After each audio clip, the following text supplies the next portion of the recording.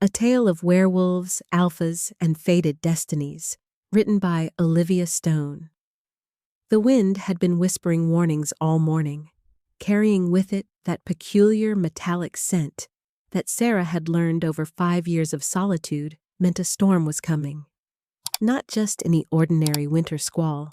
but the kind of blizzard that could bury the entire mountain range under 20 feet of snow and turn the forest into a frozen graveyard where anything caught unprepared would simply cease to exist. She'd been checking her trap lines in the pre-dawn darkness, her breath forming crystalline clouds in the frigid air, her long silver hair tied back in a practical braid that hung down to her waist and caught the pale morning light in a way that made it look almost metallic, almost otherworldly, almost like the very moonlight itself had been woven into strands and given to her as both a gift and a curse that marked her as different from every other wolf she'd ever known. The traps had yielded only one scraggly rabbit, which was disappointing, but not catastrophic, because Sarah had become exceptionally skilled at making very little stretch very far, at surviving on portions that would have left most wolves weak and desperate, at enduring conditions that would have broken lesser spirits, and this particular talent for survival had been hard-won through countless nights of going to bed hungry, countless days of pushing her body past its limits, countless moments of choosing between comfort and continued existence, and always choosing to survive, even when part of her wondered why she bothered. The rabbit went into her pack, and she turned toward home, toward the small cabin that had been her sanctuary and her prison for half a decade, when the sky had suddenly transformed from that pale gray winter dawn into something altogether more ominous, dark clouds rolling in from the north with a speed that seemed almost supernatural, almost intentional, as though the very heavens had decided that today was the day they would test her will to live once more. Sarah had broken into a run then, her boots crunching through the crusty snow that had fallen 3 days prior, her breath coming in sharp gasps that burned her lungs with cold fire, her supernatural wolf speed carrying her through the forest with a grace that would have surprised anyone who'd ever called her weak or fragile, or too delicate to survive in this harsh world. She'd always been faster than she looked, stronger than her petite frame suggested, more resilient than anyone who'd ever underestimated her could have possibly imagined. And these qualities had kept her alive through 5 brutal winters in complete isolation, 5 years of speaking to no one but herself, and the occasional curious deer that wandered too close to her cabin. 5 years of learning that loneliness was something you could survive even when it felt like it was slowly turning you into something less than wolf, something more like a ghost haunting the ruins of what your life might have been. The first snowflakes began falling when she was still a mile from home, fat and heavy, and coming down with an intensity that immediately reduced visibility to almost nothing, transforming the familiar forest paths into a confusing maze of white, where every tree looked the same and every direction seemed equally wrong. Sarah had navigated by instinct and memory, by the particular way certain rocks protruded from the snow and the distinctive bend of a half-dead pine tree that marked the path to her clearing, and she'd burst through the tree line into her small yard just as the wind picked up with a vengeance that seemed almost angry, almost personal, howling through the mountains with a voice that sounded like all the wolves who'd ever rejected her, screaming her inadequacies in perfect harmony. Her cabin was small and rough, built from logs she'd reinforced herself over the years, with a stone chimney that she'd repaired more times than she could count, and a single room that served as bedroom, kitchen, workshop, and every other space a person might need when they'd chosen to live as though other people simply didn't exist anymore. The door was sturdy, though, reinforced with iron brackets she'd scavenged from an abandoned mining camp 2 valleys over, and it shut firmly against the storm with a solid thunk that immediately muffled the wind's fury to a dull roar that was almost comforting in its consistency, almost like a heartbeat if heartbeats could sound like the end of the world. Sarah had immediately set about her storm preparations with the practiced efficiency of someone who'd weathered too many blizzards alone, building up the fire in her stone hearth until flames were crackling cheerfully and casting dancing shadows across the rough wooden walls, checking her water supply in the large barrel by the door and finding it satisfactory, taking inventory of her food stores and calculating that she had perhaps 3 days of supplies if she was careful, and 5 if she was willing to go truly hungry. The rabbit from this morning's trap would help, and she'd set it aside for skinning later. First wanting to get herself warm and dry because her clothes were already damp from the snow, and staying in wet clothing in this cold was an excellent way to develop hypothermia and die alone in a cabin where no one would find her body until spring thaw, if even then,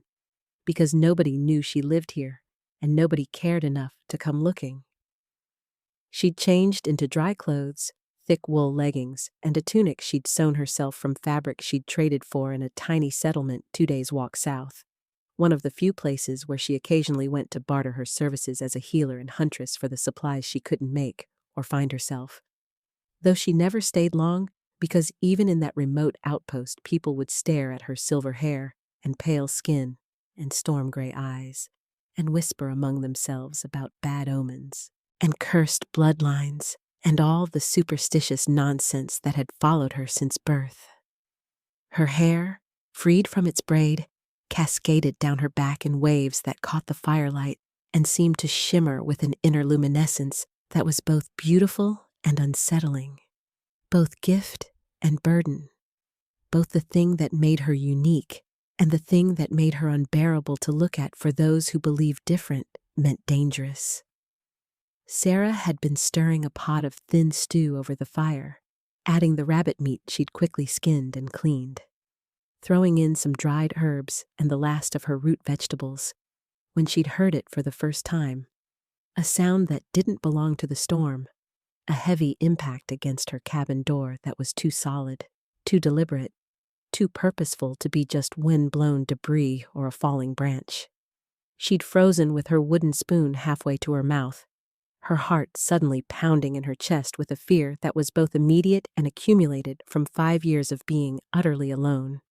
5 years of knowing that any unexpected visitor could only mean trouble, because good things didn't come knocking on the doors of exiled Omegas who lived in the middle of nowhere. The sound came again, and this time it was accompanied by something else, something that made her wolf instincts flare to life with a complicated mixture of alarm and concern, a scratching sound that was desperate and weakening, claws dragging against wood in a pattern that spoke of terrible urgency and fading strength. Sarah's first thought was to ignore it, to stay inside where it was safe and warm, and where whatever was out there couldn't hurt her, couldn't judge her, couldn't reject her all over again. But even as she had that thought, she was already moving toward the door, because despite everything that had been done to her, despite every cruelty and dismissal and humiliation she'd endured, she'd somehow remained the kind of person who couldn't ignore suffering, who couldn't turn away from pain,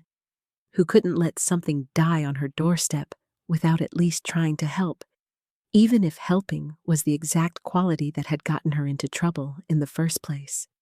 Her hand was shaking as she reached for the door bolt, and she had to take a deep breath to steady herself, had to remind herself that she'd survived worse than whatever was outside, had to gather what little courage she possessed, because courage was like her food supplies, something that needed to be rationed carefully because there was never quite enough to go around.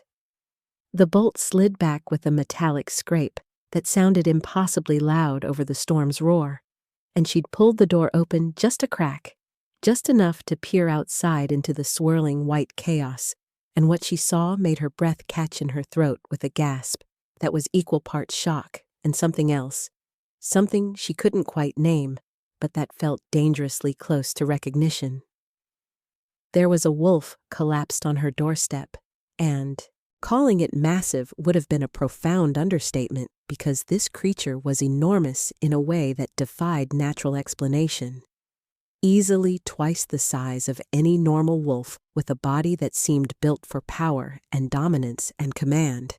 Its fur a stunning silver that was almost identical to the color of her own hair and seemed to glow even in the dim light filtering through the blizzard. The wolf was clearly dying. That much was obvious even at a glance, its breathing shallow and labored, its body temperature dangerously low, despite the thick winter coat that should have been more than adequate protection. Multiple wounds visible across its flank, where blood had matted the beautiful silver fur into dark, ugly clumps that spoke of violence and battle and desperate flight. The wolf's eyes opened as Sarah stood there frozen in indecision, and those eyes were the most striking thing about an already striking creature, silver blue like winter ice over deep water, intelligent and aware in a way that made it absolutely clear this was no ordinary animal, but a shifter, a werewolf in their animal form. And that knowledge should have made her slam the door immediately because shifters meant pack politics and territorial disputes and all the complicated, dangerous social structures she'd fled 5 years ago. But those eyes were also pleading, desperate in a way that transcended species or rank or any of the usual considerations, looking at her with an expression that said, "Please, please don't let me die alone in the snow. Please show me that there's still kindness in this world. Please prove that not everyone will turn away from suffering just because helping is inconvenient or dangerous or likely to complicate your carefully constructed isolation." Sarah had never been able to resist that kind of plea, that raw vulnerability that stripped away all pretense and showed the terrified creature beneath the fierce exterior. And she'd known, even as she made the decision, that she was being monumentally stupid, recklessly compassionate, dangerously soft-hearted, in exactly the way that Julian had said would get her killed someday. But knowing something was stupid had never actually stopped her from doing it, and she'd pushed the door open wider, had stepped out into the blizzard that immediately tried to rip the breath from her lungs and the warmth from her body, had crouched down beside this enormous dying wolf and had whispered words she'd later barely remember. Something along the lines of, "Don't you dare die on me, not after making me come out here in this weather. Not after looking at me with those eyes that are too much like mine. Not when I've just started to think that maybe surviving another day might actually be worth the effort." The wolf had made a sound that might have been agreement, or might have been its last breath. And Sarah had grabbed its front legs, had dug her boots into the snow for leverage, had pulled with every ounce of strength her deceptively delicate frame possessed, and she'd dragged this massive creature across her threshold and into her cabin in a process that took several minutes of straining effort and left her gasping and sweating despite the cold. She'd managed to slam the door shut behind them, had thrown the bolt with trembling fingers, and then she'd simply stood there for a moment looking down at what she'd done, looking at this enormous silver wolf now lying unconscious on her cabin floor, bleeding and broken and taking up most of her limited space, and she'd thought with a slightly hysterical internal laugh that this was either going to be the best decision she'd ever made or the last decision she'd ever make. And honestly, she wasn't sure which outcome she was hoping for, because at least either way, she wouldn't be alone when she died, which was more than she'd expected from this life for quite some time now. The wolf was going to die if Sarah didn't do something immediately, and the realization hit her with the force of a physical blow as she knelt beside the massive creature and began cataloging its injuries with the practiced eye of someone who'd spent years learning healing arts from her grandmother, before the old woman had passed away and left Sarah truly alone in a world that had never wanted her in the first place. The wounds were extensive and severe, in a way that spoke of a brutal fight. Deep lacerations across the wolf's flank that had torn through fur and flesh to expose muscle beneath. A hind leg bent at an angle that was absolutely wrong and suggested either a break or a severe dislocation. Smaller cuts and abrasions covering nearly every visible inch of its body. And worst of all was the hypothermia that had set in with a vengeance. The wolf's body temperature dangerously low despite the thick winter coat that should have provided adequate protection, but clearly hadn't been enough against whatever combination of injury and exposure had brought this magnificent creature to her doorstep. Sarah's hands moved with automatic efficiency, born of years of treating injured animals and the occasional wounded wolf who'd stumbled into her territory seeking help, stripping away the snow and ice that had crusted onto the wolf's fur, using every towel and scrap of fabric she owned to dry the creature as thoroughly as possible, while mentally calculating what supplies she'd need and whether she had enough of them to make any real difference. The wolf remained unconscious throughout her initial examination, which was simultaneously a blessing because it meant she didn't have to worry about being bitten or attacked while she worked, and a curse because unconsciousness this deep suggested the creature was closer to death than she'd initially realized, teetering on that knife's edge between life and oblivion, where the slightest miscalculation on her part could tip the balance toward the irreversible. She'd built up the fire until her small cabin was almost uncomfortably warm, until sweat was beading on her forehead and dampening her clothes. Because warming the wolf slowly was critical, and she'd rather suffer heat herself than lose this battle against hypothermia that was every bit as deadly as the physical wounds. The bleeding needed to be stopped first, and Sarah had grabbed her healing kit, a precious collection of supplies she'd accumulated over years of careful bartering and wilderness foraging. Needles and thread for stitching, various herbs and poultices for preventing infection, clean bandages that she'd boiled and stored carefully against exactly this kind of emergency, though she'd never imagined she'd be using them on a wolf of this size and obvious importance, because everything about this creature screamed alpha, screamed power, screamed that whoever this shifter was in their human form, they were someone significant, someone whose death would be noticed and mourned and possibly investigated. The thought should have made her more nervous than she already was, should have made her reconsider this entire monumentally stupid decision to help. But Sarah had discovered over her 5 years of isolation that she'd somehow lost the capacity to care about consequences the way she once had. Lost that instinctive fear of repercussions that kept most wolves in line and made them think twice before acting on impulse or compassion. She'd already lost everything that mattered, had already been rejected and banished and stripped of pack and position and any sense of belonging. So what exactly did she have left to lose except her life? And honestly, there were days when even that didn't seem like such a precious commodity.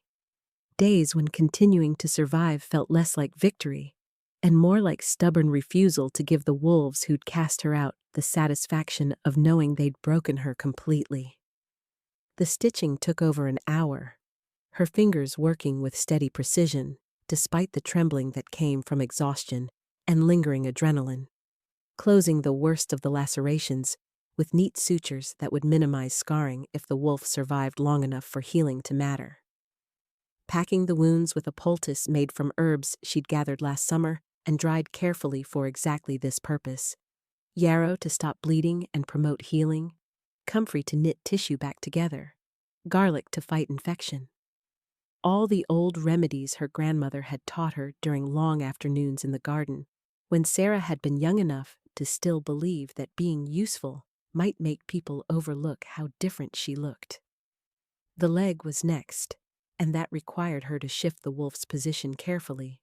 to feel along the bone and determine that, yes, It was definitely broken, but not compound, not protruding through skin, which meant she could set it if she was careful and lucky, could splint it properly, and hope that the wolf's natural shifter healing abilities would do the rest of the work once the bone was properly aligned. Setting the bone required more strength than Sarah had known she possessed, required her to brace herself and pull with controlled force while simultaneously feeling for the moment when the broken ends aligned properly, and the wolf had whimpered in its unconscious state. A sound so pitiful and pain-filled that Sarah had found herself talking to it without meaning to, her voice soft and soothing as she worked, saying things like, "I know it hurts, I know, I'm sorry, but I have to do this or you'll heal wrong and never walk properly again. So just hold on, just survive this. Just let me help you even though you don't know me and probably wouldn't want my help if you were conscious enough to refuse it." The splint was made from straight branches she kept stored for various purposes, bound tightly with strips torn from her spare shirt because she was running out of bandages, and her own comfort mattered less than securing this wolf's leg properly. And by the time she'd finished the entire process, she was shaking with exhaustion, covered in blood that was rapidly drying on her hands and clothes, and dangerously close to collapse herself. But she couldn't rest yet. Not when the wolf was still dangerously cold. Not when hypothermia remained a threat that could steal away all her hard work in minutes if she let her guard down. So Sarah had dragged every blanket she owned over to where the wolf lay, had covered the creature in layers of fabric and fur and anything else that might trap heat. And then she'd done something that her rational mind screamed was the height of foolishness, but that her exhausted, desperate, touch-starved soul seemed to think was perfectly reasonable under the circumstances. She'd lain down beside the wolf, pressed her smaller body against its larger one, shared her own body heat in the most direct and efficient way possible, and tried not to think about how this was the closest she'd been to another living being in 5 years. How even though this was a wolf and not a human, and possibly dying, it was still more comfort than she'd allowed herself in longer than she wanted to calculate. How pathetic it was that she was getting emotional about cuddling with an unconscious shifter who'd probably be horrified by the intimacy when and if they woke up. The wolf's heart was beating. She could feel it, slow but steady against her palm, where she'd rested her hand on its chest to monitor the rhythm. And Sarah had found herself synchronizing her own breathing to match, found herself falling into a light doze despite her intention to stay vigilant, found herself dreaming confused fragments about silver eyes and belonging, and someone finally seeing her as something other than cursed or strange or inconveniently different. She jerked awake several times throughout that first night, each time checking the wolf's breathing and pulse and temperature with growing relief as all three gradually stabilized, as the creature's body began to respond to treatment and warmth and whatever stubborn will to survive had brought it to her door in the first place. And by the time weak gray light began filtering through the cabin's small window to announce the arrival of dawn, Sarah was reasonably confident that the wolf would live. Though how long it would take to recover, and what would happen when it finally regained consciousness, remained terrifying unknowns. The second day had brought a development that was simultaneously wonderful and absolutely terrifying in its implications, because when Sarah had woken from a brief exhausted sleep to find the wolf's ice blue eyes open and watching her with an intensity that made her breath catch, she'd scrambled backwards so fast she'd nearly upset the water bucket, her heart hammering with a fear that was instinctive and impossible to suppress. Even though the wolf made no threatening moves, simply continued watching her with those unsettlingly intelligent eyes that seemed to see far too much, seemed to look past her defensive walls and careful isolation to the lonely, desperate creature she tried so hard to hide beneath layers of false confidence and deliberate solitude. The wolf had made a soft, chuffing sound, not aggressive, but almost questioning, almost curious, and Sarah had found her voice trembling as she'd said, "You're awake. That's good. That's really good, actually, because I wasn't sure you'd make it through the night. And now, I need you to stay calm and not eat me, because I went to a lot of trouble to save your life, and it would be really disappointing if you repaid me by treating me like a convenient snack." The absurdity of the statement had hit her even as she'd said it. The ridiculousness of lecturing a massive alpha wolf about proper gratitude etiquette while she was sitting on her cabin floor covered in dried blood and wearing clothes she hadn't changed in over 24 hours. But the wolf had seemed almost amused if such a thing was possible, its tail moving in what might have been a weak wag, and Sarah had felt some of her terror ease into something more manageable, something closer to cautious hope that maybe this situation wouldn't end with her being torn apart by a creature she'd been stupid enough to save. She'd spent the day tending to the wolf's needs, changing bandages and checking the splint, and offering water which the creature had lapped up gratefully, and she'd found herself talking more and more as the hours passed, filling the silence with words that came spilling out as though 5 years of enforced quiet had created a dam that was finally breaking, flooding the cabin with all the thoughts and feelings and observations she'd kept locked inside because there'd been no one to share them with, and talking to yourself could only satisfy the need for conversation for so long before it started feeling more pathetic than therapeutic. She'd told the wolf about her childhood, about growing up marked as different in a pack that valued conformity above all else, about her parents who'd died protecting her from rogues when she was barely old enough to remember their faces clearly, about the grandmother who'd raised her with fierce love, but constant warnings that the world would not be kind to someone who looked like Sarah, who carried silver in her hair and storms in her eyes and an appearance that made superstitious wolves whisper about curses and bad omens. She'd told the wolf about Julian, and this was the part that hurt most to speak aloud. The memories of how he'd courted her with sweet words and gentle touches, how he'd made her believe for the first time in her life that someone could see past her strange appearance to the person underneath, how he'd proposed during the spring festival, and she'd said yes with a heart so full of hope and joy that she'd actually believed her life was finally changing for the better, that she was finally going to have the belonging and acceptance and love she'd craved since childhood. The rejection had come during what should have been their engagement ceremony, with the entire pack gathered to witness and celebrate, and Sarah's voice had broken as she'd described to the wolf how Julian had stood before everyone and announced that he couldn't go through with it, couldn't mate someone who would give him weak pups, couldn't tie himself to an omega whose appearance was so unsettling that other packs would mock him for his choice, couldn't sacrifice his future and his standing for someone who was fundamentally wrong in ways that no amount of love could fix.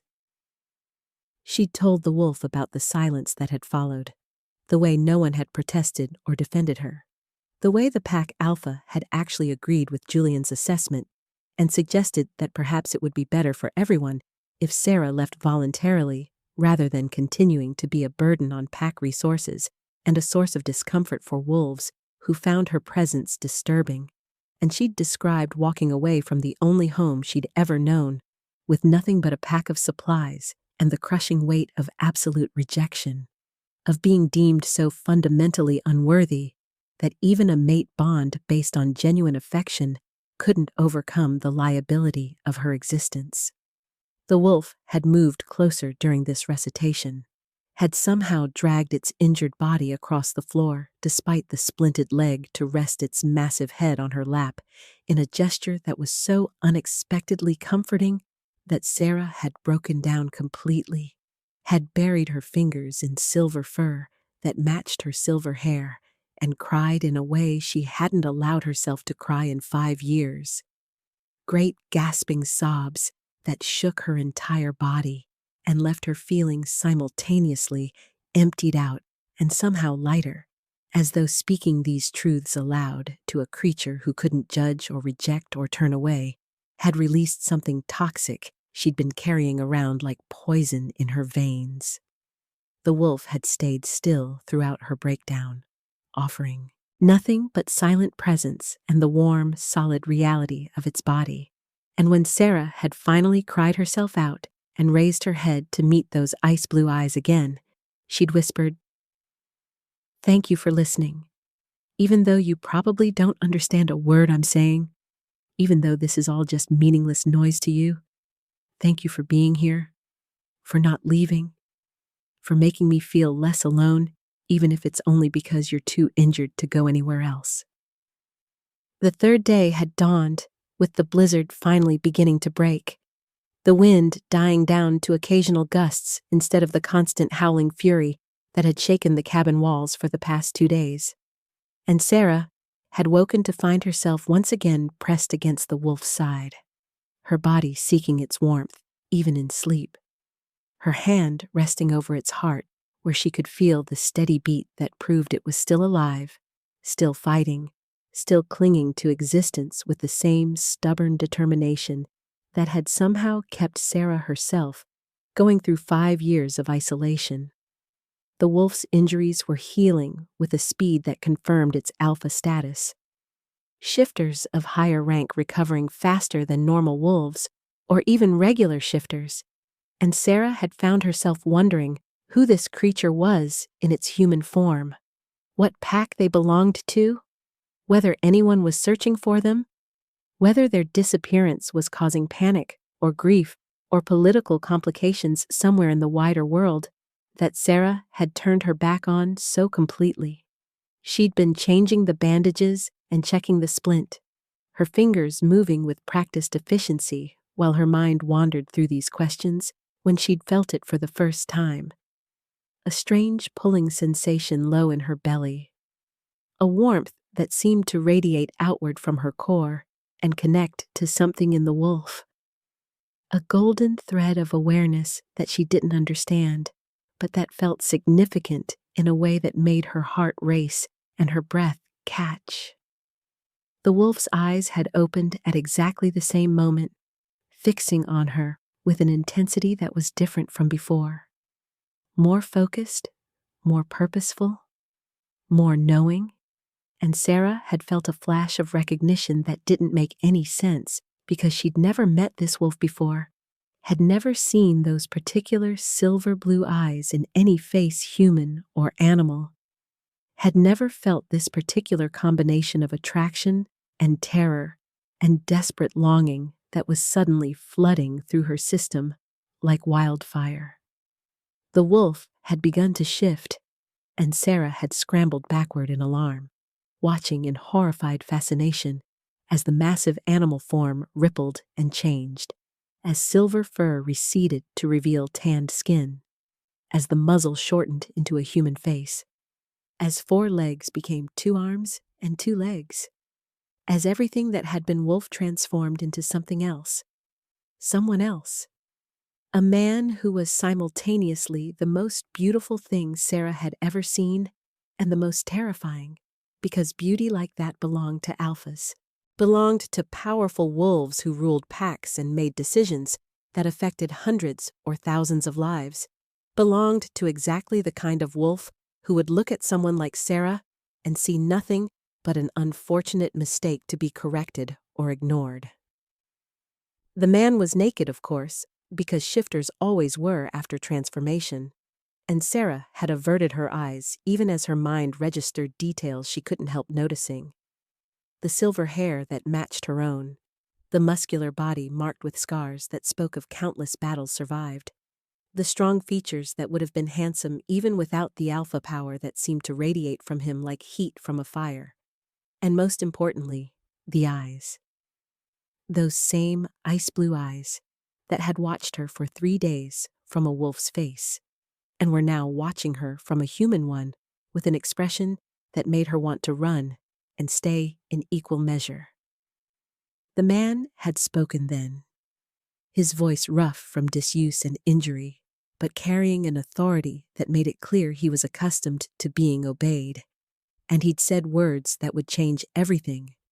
Words that Sarah would replay in her mind countless times in the days and weeks and years to come. Words that were simultaneously promise and threat and revelation. And he'd said with absolute certainty and unwavering conviction, "You saved my life, and now I need you to understand something that's going to sound impossible, but is more true than anything I've ever said. You are my mate, my destined Luna, the one I've been searching for across 3 years and 12 territories. The woman my mother prophesied I would find in Silver and Storm, and I am Theron Silvercrest, Alpha King of the Northern Territories, and you, Sarah Moonwhisper, whose name I heard you speak in your sleep. You belong to me now, and I belong to you. And nothing, not your past or your fears or your absolute terror that I can smell rolling off you in waves, nothing is going to change the fact that the moon goddess has bound us together, and I have no intention of ever letting you go." The words hung in the air between them like something physical and undeniable, like a declaration of war, or a marriage vow, or perhaps both simultaneously. And Sarah felt her entire world tilting on its axis as she processed what this impossibly beautiful, impossibly powerful man had just said to her. His silver hair catching the firelight in ways that made it look like he'd been crowned with moonbeams. His ice blue eyes never leaving her face as he waited for her response, with a patience that seemed at odds with the intensity of his gaze, and the authority that radiated from every line of his body, despite his nakedness and his injuries, and the fact that he was standing in her tiny cabin, making claims about destiny and mate bonds, and forever, as though these were simple facts rather than the kind of earth-shattering revelations that could destroy what little remained of Sarah's carefully constructed emotional walls. She'd stumbled backward until her shoulders hit the cabin wall, her mind racing through everything he'd just revealed. The impossible claim that he was the Alpha King. The even more impossible claim that she was his destined mate. The absolutely devastating implication that the moon goddess herself had orchestrated their meeting through prophecy and storm and near-death experience. And she'd felt anger rising through her shock like lava through cracks in stone. Anger at being told she belonged to someone as though she were property to be claimed. Anger at having her entire existence reframed as part of someone else's destiny without her consent or input. Anger at this stranger who'd spent 3 days listening to her pour out her heart and soul and deepest traumas while hiding his identity and his intentions and his understanding of every single word she'd spoken. Her voice had come out sharp and brittle when she'd finally found it, shaking with fury and fear in equal measure as she'd demanded, "You lied to me! You let me believe you were just a wolf, just some injured creature who needed help. You listened to me confess things I've never told another living soul. Private things, painful things, humiliating things about my rejection and my banishment and my loneliness, and you said nothing. You just watched me break apart and put myself back together while you were secretly judging everything I said and did, secretly testing me like I was some kind of candidate for a position I never applied for. And now you stand there and tell me I belong to you as though my entire life up to this point was just prologue to meeting you." Theron had reached for the blanket she'd used to cover him during his recovery, wrapping it around his waist with movements that suggested he was utterly unself-conscious about his nudity, but willing to accommodate her obvious discomfort. And he'd taken a step toward her that she'd countered by pressing herself harder against the wall, her body language screaming rejection, even as something deep inside her, some instinct she'd never felt before, was pulling her toward him with a force that terrified her more than any physical threat could have. His voice when he spoke was gentle but unyielding, carrying the kind of authority that came from years of ruling and leading and making decisions that affected thousands of lives, as he'd said. I didn't lie.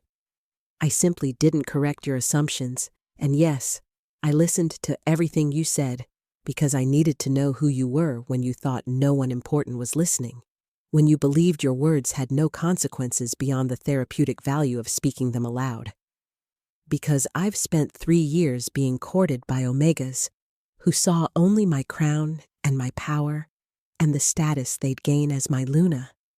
who performed perfectly for me like actresses on a stage,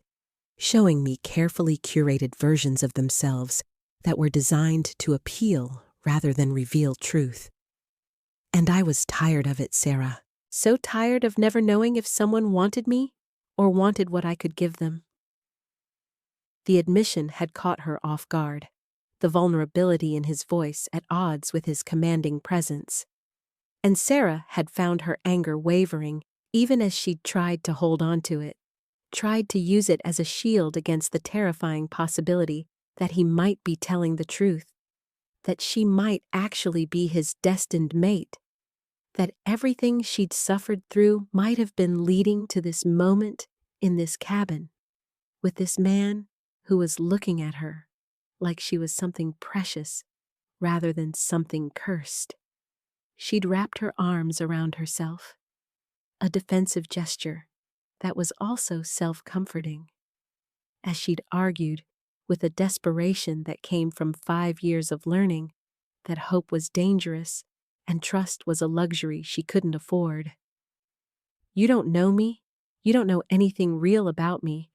You heard a broken Omega pour out her trauma to what she thought was a sympathetic animal. That's not the same as actually knowing someone, and this mate bond you're claiming. I don't feel anything. I don't feel this magical connection you're describing. I just feel scared and confused and angry that you've turned my entire world upside down when I'd finally found some kind of peace in my isolation. Theron had moved closer then, not crowding her, but closing the distance enough that she could feel the heat radiating from his body,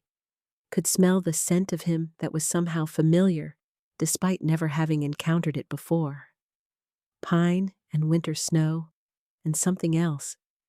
Something that called to her wolf in ways that made her want to either attack or submit, and she wasn't sure which impulse was stronger or which would be more dangerous to act on. His hand had lifted slowly, telegraphing his movements like someone approaching a wild animal that might bolt or bite, and he'd cupped her face with a gentleness that seemed impossible from someone so large and powerful, his thumb brushing across her cheekbone as he'd said with absolute conviction, "You don't feel the mate bond yet because you've never been close to your true mate before, because you've built walls so high and thick around your heart that even destiny needs permission to enter, because you're terrified of hoping for something this big after being disappointed so catastrophically before. But I can feel it, Sarah. I've felt it from the moment you touched me, and I can wait for you to feel it too. Can wait as long as you need, but I need you to understand that I see you, really see you, not despite your silver hair and your pale skin and your storm-colored eyes, but because of them, because you're marked as different for a reason, because you're meant to stand beside me as someone equally unusual, equally set apart, equally burdened with the weight of being other." The words had broken something in her, some fundamental resistance that had been holding her together through 5 years of solitude, and Sarah had felt tears spilling down her cheeks as she'd whispered brokenly, "I can't be what you need. I can't be a Luna. I can't lead packs or make political decisions or stand in front of hundreds of wolves who will look at me and see exactly what Julian saw. Someone too strange, too weak, too fundamentally wrong to deserve respect or acceptance or love, and I can't survive being rejected again. Theron, I can't put myself in a position to be publicly humiliated and cast aside again because the first time nearly destroyed me, and I don't have enough pieces left to survive it happening twice." His other hand had come up then, framing her face completely, forcing her to meet his eyes, which were blazing with an intensity that stole her breath, as he'd declared with the weight of absolute authority and unshakable conviction. "Listen to me very carefully, because I'm only going to say this once, and then you need to decide whether you believe me or not. You are not too strange, or too weak, or too wrong. You are exactly right, exactly what I need, exactly what my kingdom needs, and anyone who looks at you and sees anything less than the strongest person I've ever met, anyone who can't see the courage it took to survive alone for 5 years, the compassion it took to save a dying wolf despite having every reason to leave it in the snow, the resilience it took to remain kind after the world gave you every excuse to become bitter. Anyone who can't see all of that is blind and stupid, and their opinion matters less than nothing." The declaration had been so fierce, so uncompromising, so utterly certain that Sarah had felt something shift inside her chest, felt those walls she'd built beginning to crack and crumble, felt that strange, pulling sensation from earlier growing stronger and warmer and more insistent until it was like a living thing connecting her to Theron, a golden thread that pulsed with energy and emotion and belonging. And she'd gasped as the mate bond suddenly flared to life in her awareness, as she felt what he'd been feeling all along, the rightness of their connection, the way their souls seemed to recognize each other like long separated halves finally reuniting, the overwhelming sense that this person, this impossible alpha king with silver hair that matched her own, was hers in some fundamental way that transcended logic or reason or any of her carefully constructed defenses against hope. Her hands had come up without conscious decision, gripping his wrists where his hands still framed her face, and she'd breathed out in wonder and terror. "I feel it, oh goddess, I feel it. This is real, you're real, this connection is real. But I'm still scared, I'm so scared, because feeling this much for someone I just met doesn't make sense. Trusting someone who deceived me even for good reasons doesn't come naturally. And believing that I could actually be worthy of being someone's mate, someone's Luna, someone's chosen partner. That's the hardest thing of all, because I've spent 5 years learning to accept that I'm meant to be alone." Theron had leaned his forehead against hers, their breath mingling in the small space between them,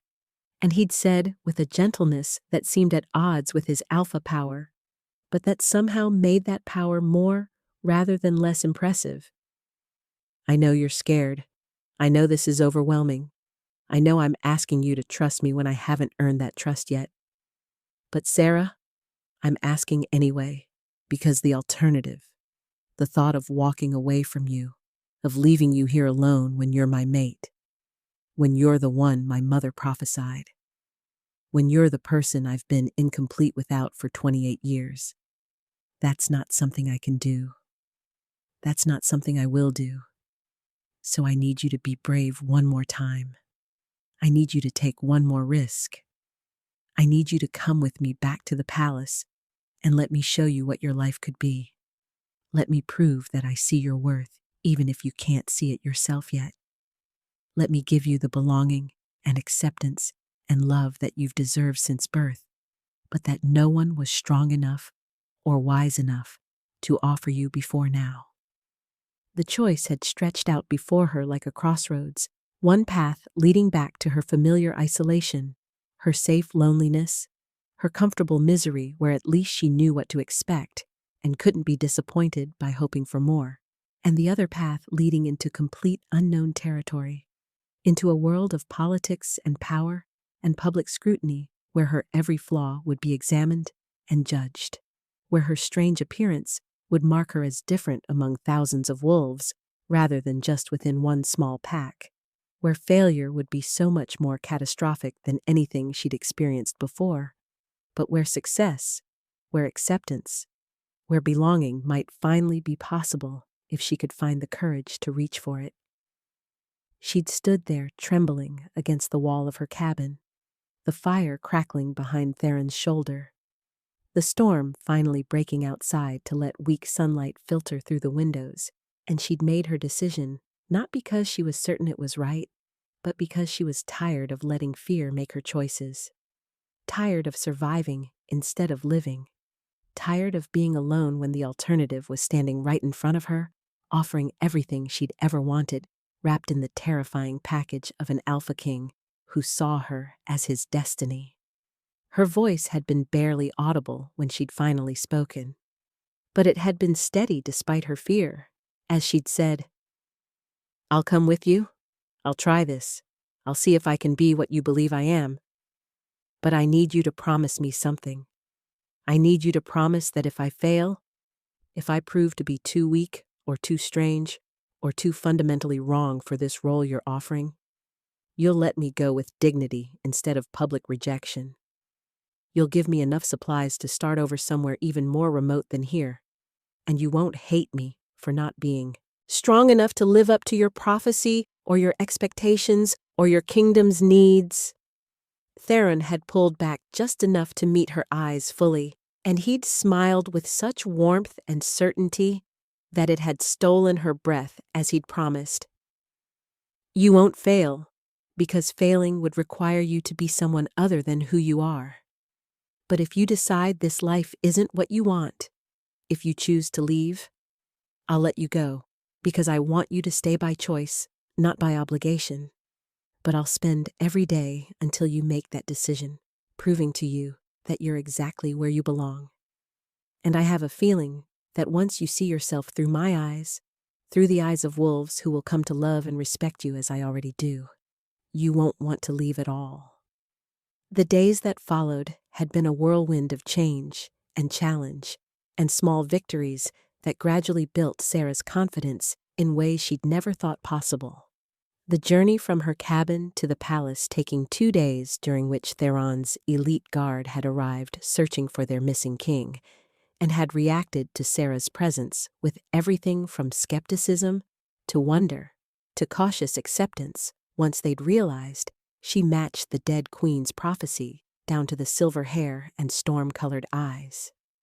The palace itself had been overwhelming in its grandeur and size, more wolves living within its walls than had comprised Sarah's entire former pack. But Theron had stayed beside her through every introduction and every challenge, had publicly claimed her as his mate before his council, with a declaration so unequivocal that no one dared question it, had given her time to adjust and learn and grow into her role without forcing her into situations she wasn't ready for, and most importantly, had loved her with a patience and devotion that gradually convinced her that maybe, just maybe, she was actually worthy of being loved. The mating ceremony had taken place under the full moon, 3 months after that first meeting in the cabin. 3 months during which Sarah had transformed from isolated Omega to confident Luna, had learned to navigate pack politics with surprising skill, had discovered that her years of survival had given her insights into resource management and strategic thinking that proved invaluable in helping Theron govern, had found that her compassion and her understanding of what it meant to be cast aside made her particularly effective at advocating for the vulnerable members of their kingdom, and most importantly, had finally accepted that her silver hair and pale skin and storm-gray eyes weren't curses, but gifts that marked her as perfectly suited to stand beside an Alpha King who shared her unusual coloring and understood her particular brand of strength. The ceremony had been witnessed by thousands, wolves from all 12 territories gathering to see their king claim his prophesied Luna. And when Theron had bitten her neck to complete their bond, when Sarah had returned the mark, with teeth that drew blood and sealed their connection permanently, the howls of celebration had echoed through the mountains like thunder, like vindication, like the universe itself acknowledging that what the moon goddess had joined together was right and true and destined. Years later, long after Sarah had proven herself as Luna Queen, long after she'd borne Theron 2 children who carried silver in their hair and storms in their eyes, long after she'd become beloved throughout the kingdom for her wisdom and her compassion and her unwavering dedication to protecting the vulnerable, she would still sometimes return to that cabin in the mountains, would stand in the small space where she'd once lived, in isolation, and remember the woman she'd been before. A blizzard brought destiny to her doorstep. She would think about how close she'd come to not opening the door, how easy it would have been to let fear win, how differently everything might have turned out if she'd chosen safety over compassion, and she would be grateful, so grateful, that she'd been brave enough to help a dying wolf, even when it made no logical sense, even when it put her at risk, even when she'd had no idea that the creature she was saving would save her right back in ways that mattered so much more than physical survival. And when young wolves would come to her seeking guidance, when rejected omegas would appear at the palace gates looking for hope, when anyone who'd been cast aside or deemed unworthy would find their way to her throne room, Sarah would take their hands and tell them her story, would explain how she'd been rejected and banished and had spent 5 years believing she was meant to be alone forever, would describe the storm and the wolf and the 3 days of truth that had changed everything, and she would look them in the eyes and say with absolute conviction, born of lived experience, "You are not broken. You are not cursed. You are not wrong. You are simply waiting for the moment when the right person, the right situation, the right destiny finds you. And when that moment comes, you need to be brave enough to open the door, even though you're terrified.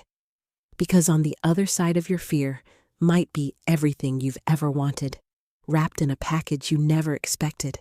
And the moon goddess doesn't make mistakes even when her plans seem cruel. Even when the path to your destiny requires you to walk through fire and storm and crushing loneliness, because sometimes you need to be completely broken down before you can be built back up into someone strong enough to claim the life you were always meant to live. If you enjoyed Sarah and Theron's story of how a lone Omega carried a wolf through a storm and discovered he was the Alpha King who'd been destined for her since birth, if you felt your heart ache for her loneliness and soar with her triumph, if you found yourself believing that maybe, just maybe, the right person is out there waiting for each of us, even when we've given up hope, then I would be honored if you'd subscribe to this channel for more werewolf romance tales featuring rejected mates who find their true destinies, alpha kings who see worth where others see weakness, and love stories that prove the moon goddess rewards those brave enough to open doors, even in the middle of blizzards. Hit the notification bell so you never miss an upload, because every story I share is crafted to remind you that your differences are not curses, but gifts waiting to be recognized by someone wise enough to see your true value, and I want to be there to deliver that reminder whenever you need it most. Leave a comment below telling me what you thought of this story, whether you would have opened the door for the dying wolf. What moment resonated most deeply with your own experiences of feeling cast aside or unworthy, and what kind of werewolf stories you'd like to see next, because your engagement and your feedback and your willingness to share your own journeys help me create content that matters, that touches hearts, that maybe even changes lives by reminding people that rejection is often redirection towards something better, that being alone is not the same as being unworthy, and that the greatest love stories often begin in the most unlikely places with the most unexpected people. Thank you for reading. Thank you for being part of this community. Thank you for believing in the power of stories to heal and inspire, and remind us that we're all worthy of the love we've been seeking. And I'll see you in the next tale of wolves and destiny and mates who find each other against all odds.